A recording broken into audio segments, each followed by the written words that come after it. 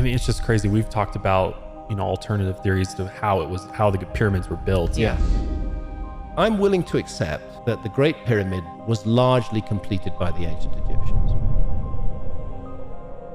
But remember that the ancient Egyptians tell us in many of their texts that everything they knew was a legacy.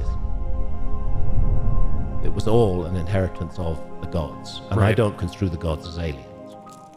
Beneath the sands of modern-day Sudan and southern Egypt lies the story of a civilization whose architectural prowess rivaled that of the ancient Egyptians, the Nubians. I think we're looking at hints and clues that something is missing in our story. Known for constructing more pyramids than their northern neighbors, the Nubians created a kingdom of extraordinary wealth, culture, and power. But as the tides of history shifted, their grand structures were gradually reclaimed by the desert, and their story obscured by the sands of time.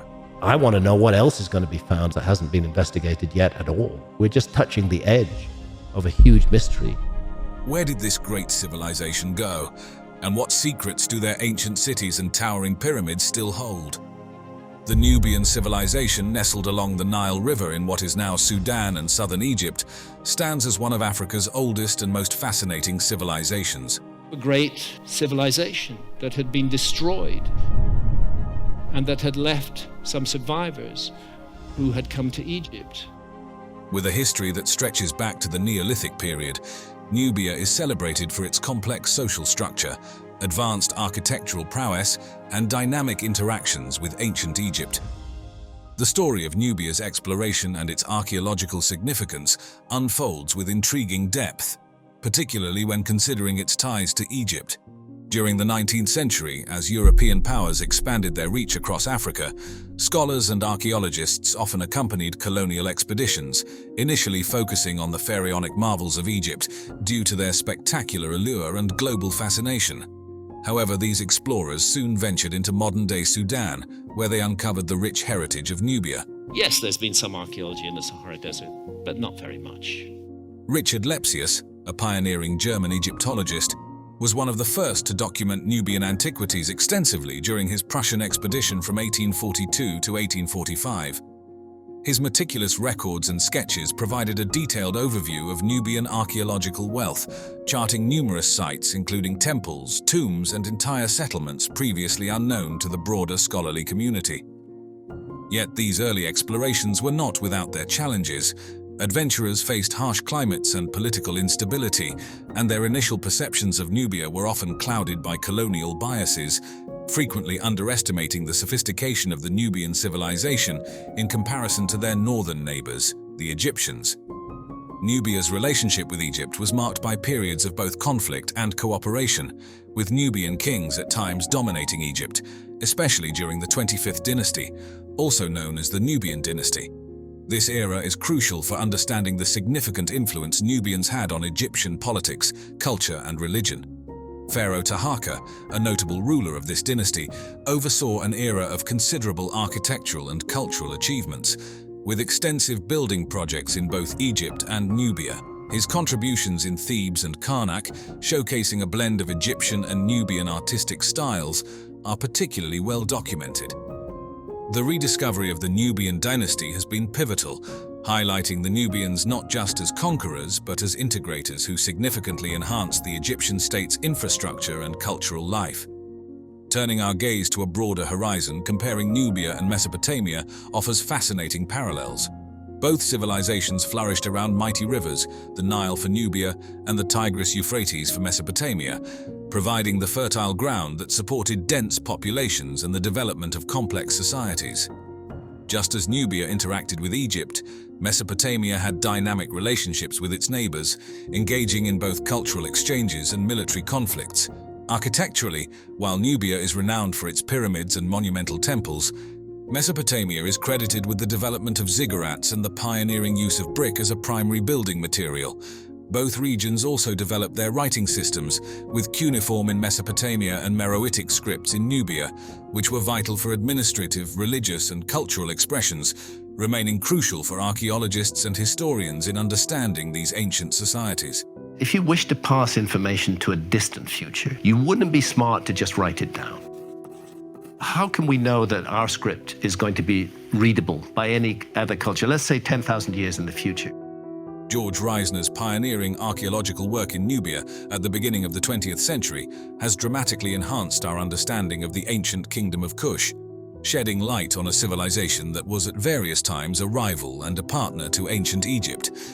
As a professor at Harvard University, Reisner was dispatched by the Harvard University Museum of Fine Arts Boston expedition to delve into the historical mysteries of Egypt and Nubia.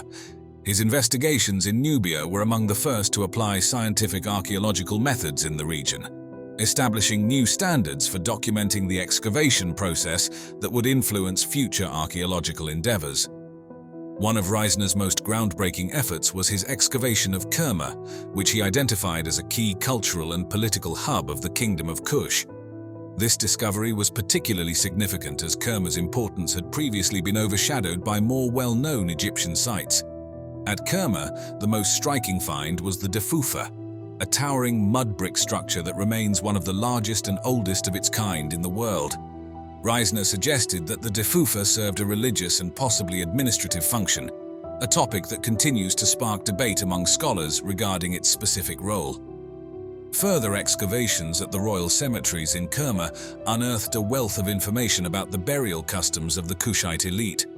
The tombs revealed a rich array of grave goods, including pottery, gold, and bronze artifacts, which spoke of a highly sophisticated culture with expansive trade networks. Additionally, evidence of human sacrifices at these sites suggested that the Kushites engaged in complex funerary rituals, underscoring the depth of their religious beliefs. The layout of Kerma, as uncovered by Reisner, indicated a highly organized urban center, complete with residential areas, production centers, and extensive fortifications. This insight provided a new perspective on the urban planning and architectural sophistication of the Kushite civilization, challenging the then prevailing notion that Nubian culture was perpetually subordinate to that of ancient Egypt. Instead, Reisner's findings highlighted the distinctiveness of the Nubian civilization and its ability to influence and control vast territories, including parts of Egypt at various times. Reisner's systematic approach to excavation and his rigorous documentation practices set new benchmarks in the field of archaeology. He was a pioneer in using stratigraphy for dating purposes, which allowed for a more accurate understanding of the chronological sequence of the sites he excavated. The legacy of his work continues to serve as a foundational resource for subsequent research on Nubia, inspiring generations of archaeologists to further explore the complexities of Nubian history and its interconnections with other ancient civilizations. As we continue to unravel the intricacies of this ancient society, Reisner's contributions remain invaluable, providing a robust framework for understanding not only Nubia's past, but also the broader narratives of ancient world histories. The rediscovery of Nubian pyramids and the archaeological efforts to save Nubian heritage in the wake of the Aswan High Dam's construction have provided profound insights into this ancient civilization. Archaeology is often driven by accidental finds. Yeah. Maybe a road is going to be built, maybe a railway is going to be built. A lot of archaeological discoveries are made as a result of that. Nubian pyramids offer a stark contrast to their Egyptian counterparts. These structures are characterized by their steep and narrow sides and much smaller bases, ranging from approximately 6 to 30 meters across, unlike Egypt's Great Pyramid of Giza, which spans over 230 meters at its base.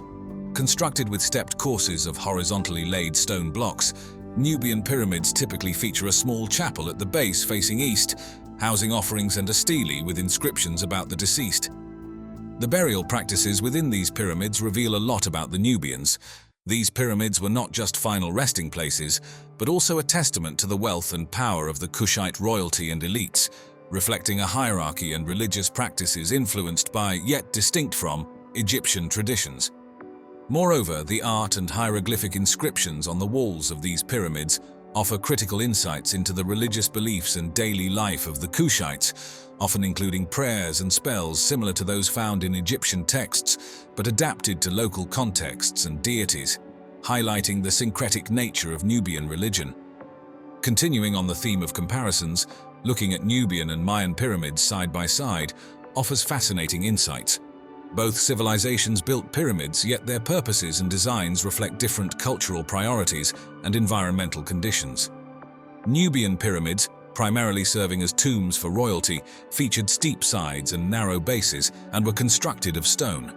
In contrast, Mayan pyramids, often broader and less steep, served primarily religious purposes, hosting rituals and sacrifices at their summits, often accessible via a series of steps.